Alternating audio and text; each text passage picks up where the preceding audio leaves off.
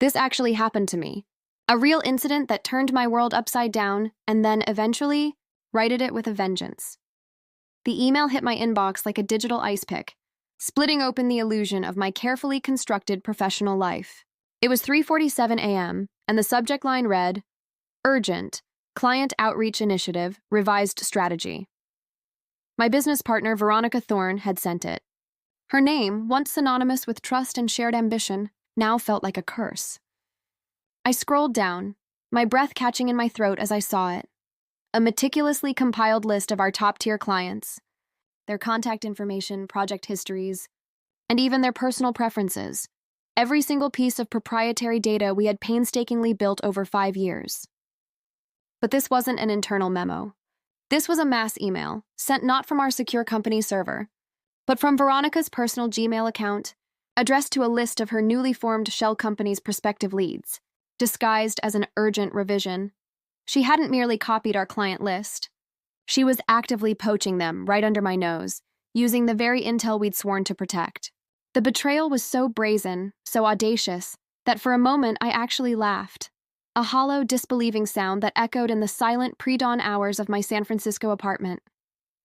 I remember staring at the glowing screen, the city lights twinkling outside my window, and feeling the cold, hard reality of absolute destruction settle deep in my gut. My life, my livelihood, my legacy, it was all being systematically dismantled by the one person I had trusted above all others. If you genuinely enjoy our stories, please subscribe to the channel, tell us where you're from, and what time it is right now. It's always fascinating to know how far our story flows. The morning sun, usually a welcome sight over the bay, felt like an interrogation lamp. I tried to go through the motions, make my coffee, but my hands were shaking so badly I spilled grounds everywhere. Veronica, my partner, my friend. We had built Vanguard Innovations from a shared vision sketched on a napkin in a bustling little cafe in North Beach. She was the charismatic face, the smooth talker who could charm venture capitalists into opening their wallets. I was the meticulous strategist, the quiet force behind the scenes, weaving complex campaigns and managing the intricate web of client relationships. We were the perfect team, a yin and yang that had propelled Vanguard from a fledgling startup to a respectable agency with a reputation for disruptive marketing strategies. Our office, a sun-drenched space in the financial district, was more than just a workplace. It was a second home, filled with late-night brainstorming sessions, celebratory champagne toasts, and the comforting hum of shared purpose. We had poured our souls, our savings, and countless sleepless nights into Vanguard. I had trusted Veronica implicitly. She knew my fears, my ambitions, my financial vulnerabilities. We'd discussed everything, from expansion plans to my ongoing struggle with my aging mother's medical bills. To think she would weaponize that trust, that intimacy, felt like a physical blow. My first instinct was denial. No, this must be a mistake. A draft email, accidentally sent. A phishing scam. Anything but deliberate malice. But the cold logic of the situation quickly dismantled my flimsy defenses. The email contained specific, nuanced details about each client, information only someone with deep internal access could possess. It wasn't just names. It was the entire dossier. And the revised strategy spiel? It was a thinly veiled pitch, leveraging our existing relationships to draw them to her new, clandestine venture.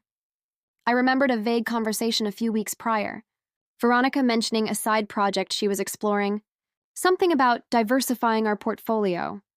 I hadn't thought much of it then, distracted by a demanding campaign for our biggest client, TechFlow. Now the pieces clicked into place with a sickening thud. The sudden, unexplained late-night meetings she'd been taking. Her increasingly guarded phone calls. The way she'd deflected questions about upcoming client renewals, insisting she'd handle them personally. She wasn't diversifying. She was cannibalizing. I spent the entire day in a fog, feigning migraines to avoid actual work. My mind raced, replaying every interaction, every casual comment, searching for the breadcrumbs I had clearly missed. It was a humiliating exercise in self-recrimination. How could I have been so blind? My team noticed my pallor, my distant demeanor, but I brushed them off. I couldn't breathe a word, not yet. The humiliation burned hotter than the betrayal. If this came out, it wouldn't just be a professional setback. It would be a public spectacle. The industry was small, Rumors spread like wildfire, and I imagined the pitying glances, the whispers of poor Eleanor, blindsided by her partner. I prided myself on my foresight, my strategic acumen. To be so thoroughly outmaneuvered by the person I implicitly trusted felt like a deep personal failing. I thought of our shared office, the framed photos of our launch party, our smiling faces clinking champagne glasses. Each image was now a mockery. That night, I didn't sleep. Instead, I meticulously cross-referenced the email's recipient list with our internal client database. Every single one was a Vanguard client, our most valuable ones. Veronica hadn't just dipped her toes. She'd plunged a harpoon into the heart of our business. I felt a cold dread, heavier than anything I had ever experienced. Vanguard was my lifeblood, and it was bleeding out. The following days were a slow-motion nightmare. I watched Veronica in the office, her usual effervescent self, chatting with junior associates, laughing at jokes, completely oblivious, or so she seemed, to the inferno she had ignited within me. She even asked me, with a sickeningly sweet smile, "Everything all right, Eleanor? You seem a little distracted." The sheer audacity, the brazenness of her deception, twisted my stomach. It was like watching a serial killer calmly sip tea after a heinous act. I forced myself to be outwardly calm, to nod and smile, to participate in meetings as if nothing was amiss. Inside, a tempest raged. I knew I couldn't confront her without irrefutable proof, and even then, what good would it do? The damage was already done. The client list was out. I imagined our clients receiving her pitch, some of them perhaps even considering it, seduced by Veronica's charm and the promise of a new, innovative direction, which was, in reality, just a rebranded version of our innovation. The thought made my blood run cold. I started digging. Not aggressively, not yet. Just subtle probes. I checked our company's shared drive access logs. Veronica had been downloading massive files late at night, outside of business hours. Our client CRM, our internal strategy documents, our proprietary market research, all systematically siphoned off. I cross-referenced her company credit card statements, dinners with prospective new vendors that never materialized into actual partnerships, research trips to cities where we had no active projects. It was all a smokescreen. The side project she'd mentioned was a fully operational clandestine enterprise built using our resources, our data, and our collective hard work. The meticulousness of her betrayal was terrifying. She wasn't just impulsive. She was calculating, patient, and utterly ruthless. The more I uncovered, the clearer the picture became. Veronica had been planning this for months, perhaps even a year. Every friendly lunch, every shared challenge, every moment of vulnerability I had shown her, she had been cataloging, analyzing, waiting for the opportune moment to strike. I saw her not as a misguided partner, but as a predator, and I, the unsuspecting prey. I felt a profound sense of loneliness. Who could I trust? My employees? They were loyal to Vanguard, but what if they saw Veronica as the more stable ship to jump to? My friends? They would offer sympathy, but no practical solutions. This was my fight, and I had to face it alone. The weight of it pressed down on me, heavy and suffocating. One evening, after Veronica had left the office, her cheerful, "See you tomorrow," echoing in the quiet hallway, I sat at my desk, surrounded by the ghosts of our shared dreams. I opened a bottle of cheap whiskey I kept for emergencies and stared at a framed photo of us, beaming, at the launch of Vanguard Innovations. Our arms were around each other, a testament to what I thought was an unbreakable bond. I picked up the frame, my fingers tracing Veronica's smiling face, and then, with a surge of unexpected anger, I slammed it back down, shattering the glass. That sound, sharp and final, was my turning point. The vulnerability, the self-pity, the lingering hope that this was all a terrible misunderstanding, it all evaporated in that moment. There was no going back. There was no reconciliation. There was only one path forward, a war. And I would fight it with everything I had. This wasn't just about business anymore. It was about pride, about justice, about reclaiming what was rightfully mine. Veronica wanted to play dirty? Fine. I would show her just how filthy I could get. I remembered a quote from an old legal drama. "The best revenge is living well." But that felt too passive, too gentle for the fire raging inside me. No, the best revenge was leaving her with nothing. Absolutely nothing. I would dismantle her operation, expose her treachery, and ensure she paid a price far steeper than the profits she hoped to gain. My resolve solidified, a cold, hard knot in my stomach. The game was on. My first move was to quietly retain a specialist in intellectual property law, an incredibly sharp, no-nonsense attorney named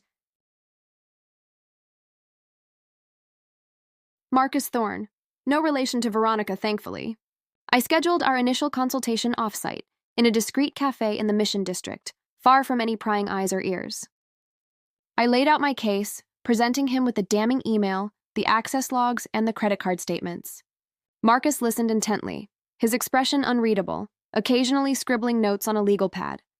When I finished, he leaned back, steepled his fingers, and fixed me with a penetrating gaze. "Eleanor," he said, his voice a low rumble, "this isn't just a breach of contract or a client dispute. This is corporate espionage, and depending on how deeply she's embedded, it could be a federal matter." The words sent a chill down my spine, but also a strange sense of validation. I wasn't crazy. This was indeed as serious as it felt. He explained the legal landscape, the pitfalls, the costs. It would be an uphill battle, expensive and emotionally draining, but I was ready. "What's our first, most immediate play?" I asked, cutting to the chase. "Trademark," he replied without hesitation. "The brand itself. Vanguard Innovations. Is it federally trademarked?" My heart sank. "No," I admitted. "We always meant to, but cash flow, you know. And we trusted each other." Marcus simply nodded, a knowing glint in his eye. "Then that's where we start. If you can secure the federal trademark for Vanguard Innovations before she does, you own the name. You own the brand.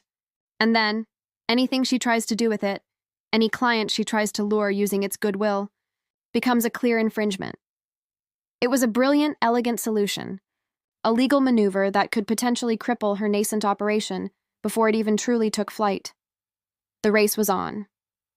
Marcus immediately initiated the federal trademark application process, an arduous and detailed undertaking. While he handled the legalities, I began the meticulous, covert process of shoring up Vanguard's defenses. I implemented stricter access controls on our digital assets, revoking Veronica's administrative privileges under the guise of routine security upgrades. I backed up every single file, every client contract, every piece of intellectual property onto encrypted external drives, storing them off-site. I started subtly sounding out our key employees, not revealing the full extent of the betrayal, but gauging their loyalty, their commitment to the company we had built. It was a delicate dance, navigating the minefield of office politics and personal trust. I found unexpected allies in a few senior project managers who had grown increasingly suspicious of Veronica's recent secretive behavior and evasiveness. They didn't know the full story, but their instincts were screaming, "Something is off." Their quiet support, their willingness to discreetly monitor activity and provide me with information, became invaluable. One night, I stayed late, supposedly catching up on paperwork, but in reality, I was installing forensic software on Veronica's company laptop. It was a morally gray area, but in war, sometimes you have to get your hands dirty. The software would log her activities, her communications, providing me with further irrefutable evidence of her poaching attempts. Veronica, meanwhile, grew increasingly bold. I started hearing whispers from our clients, polite inquiries about new initiatives she'd supposedly discussed with them, requests for updated pricing structures she'd promised. She was actively undermining our relationships, sowing seeds of doubt, all while sitting across from me in our shared office, projecting an air of serene professionalism. The tension in the office became palpable. I felt like I was living a double life. During the day, I was the calm, composed CEO, navigating client calls and team meetings.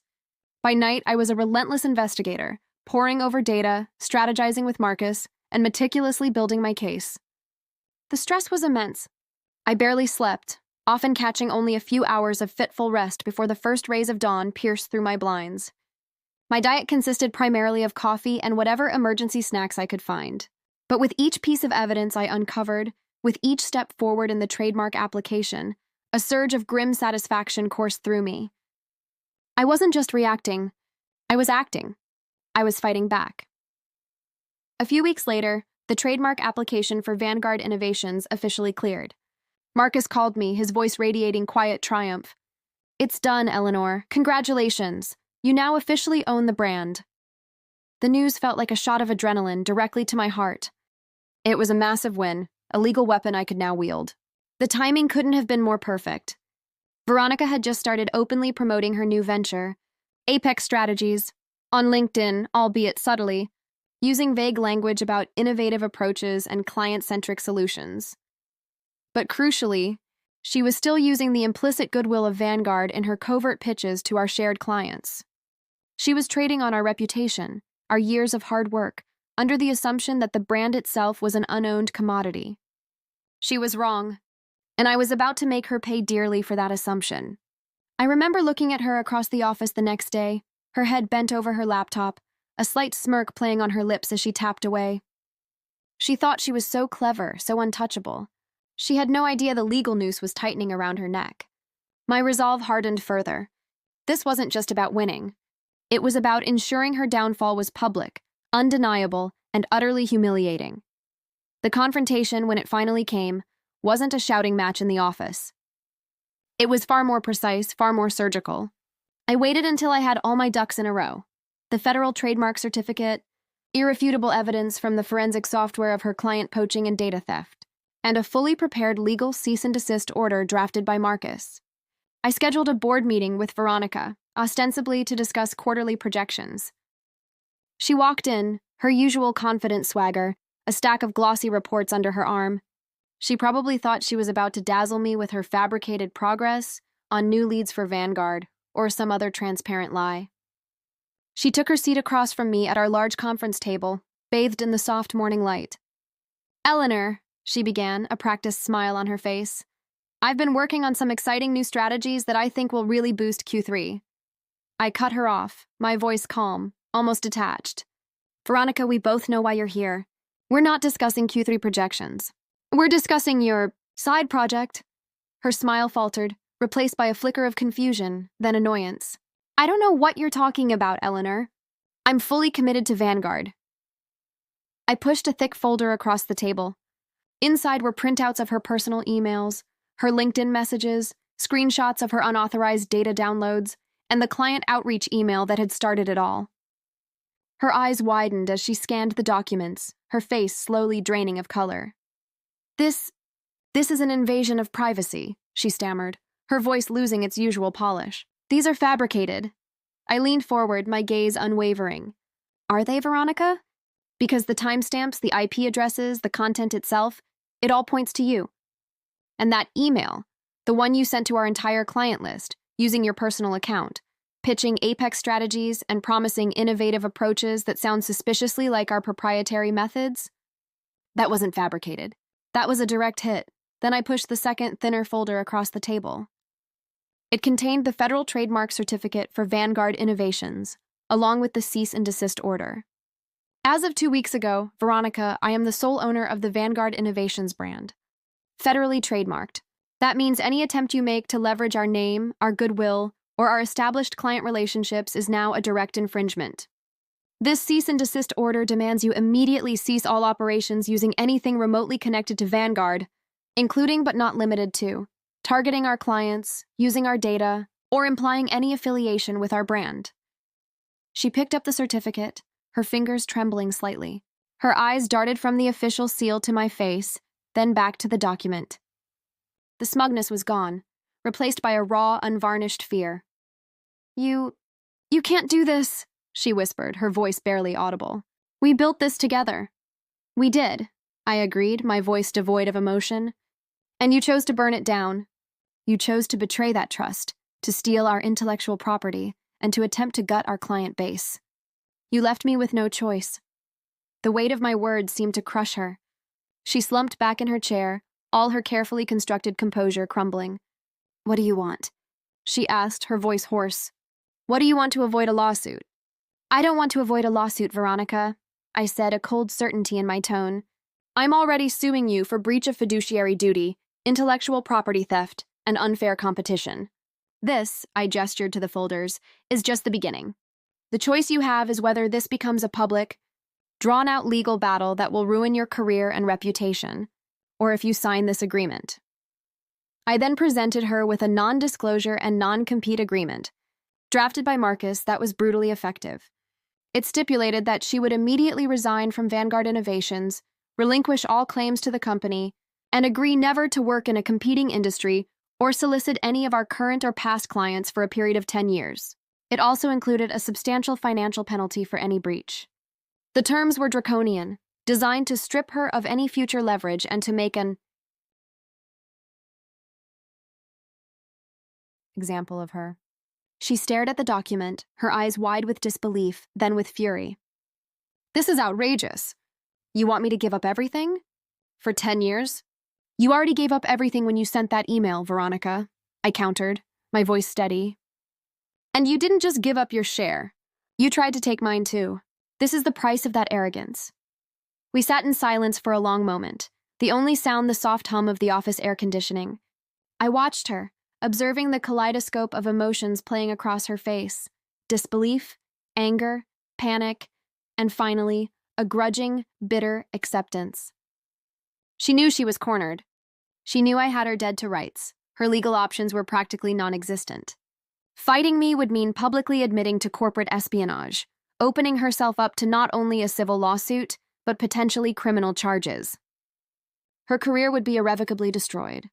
Her reputation, meticulously cultivated over years, would be in tatters. She had built her new company, Apex Strategies, on a foundation of stolen data and deceit. Without the ability to leverage our brand, our client list, or our methods, it was nothing. Just an empty shell. She pushed the documents back, then pulled a pen from her purse. Her hand shook slightly as she signed the agreement, each stroke a bitter capitulation.